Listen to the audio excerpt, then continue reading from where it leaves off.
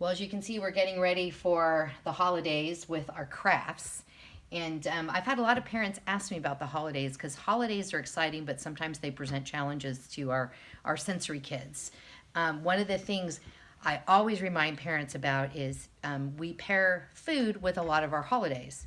And so we have traditions we follow, especially Thanksgiving. There's a particular type of food. There's different common menu items that happen, and I want you to think about your child and think about the menu, and maybe decide what the best adjustment is for your family. Typically, Thanksgiving has a lot of mushy sort of casserole types of textures like sweet potatoes and creamed corn and you'll have mashed potatoes. There's a lot of our kids that really struggle with those thick, sort of soft textures.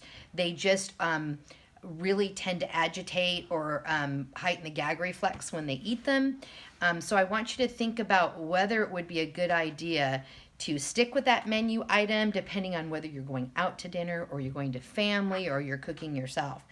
I would if you're concerned, try that menu item at home before the holidays.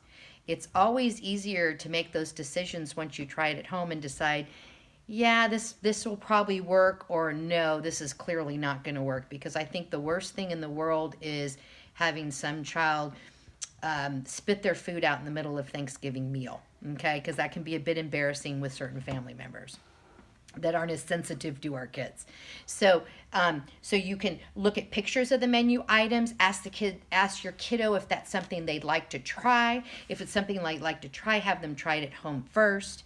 And then, of course, if there's certain things you know they're clearly not going to eat, bring a substitute and maybe pick one item from that meal that everyone's going to eat that you want them to eat. Okay, sometimes you can find a nice substitute. The other thing is we even have a lot of our friends that have gluten intolerance or intolerance to dyes or casein. You need to think about those things. So make sure you examine what the best products are that are equivalent so that your kiddo can sit and share the same items at the meal as the family members, because that's part of the joy of being with a family. So these are just a few things to think about and have you kind of work through over the next couple weeks so that you can really enjoy that meal with your family.